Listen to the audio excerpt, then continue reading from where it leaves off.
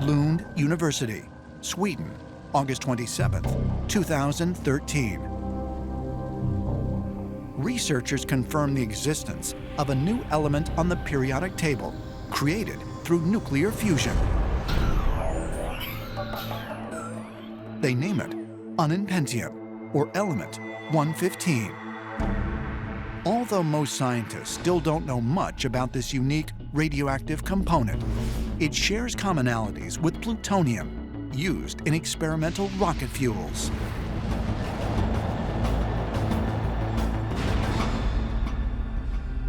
Element 115 has its own lore in UFO history. So this was said to be an element described by a gentleman named Bob Lazar, who claimed to have worked just south of Area 51 on an ET flying saucer.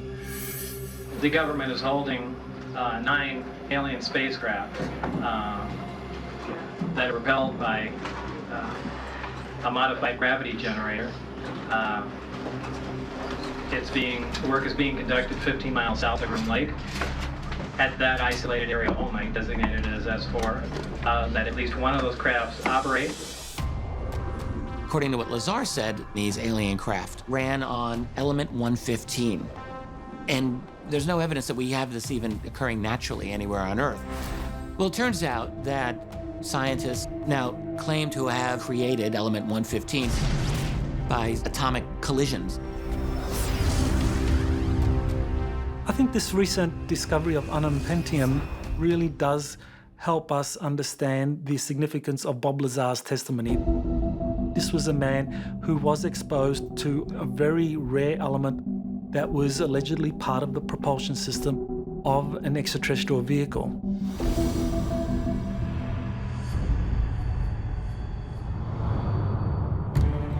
On December 23, 2015, scientists working at the University of California announced the creation of a new metal that is strong and lightweight, but also flexible and resistant to extremely high temperatures. What's really exciting about this material is you don't lose a lot of its flexibility, what we call its plastic-like properties. A lot of metals, when you make them strong, become very brittle. So this material has a large number of applications, whether it be a car, an airplane, or a spaceship.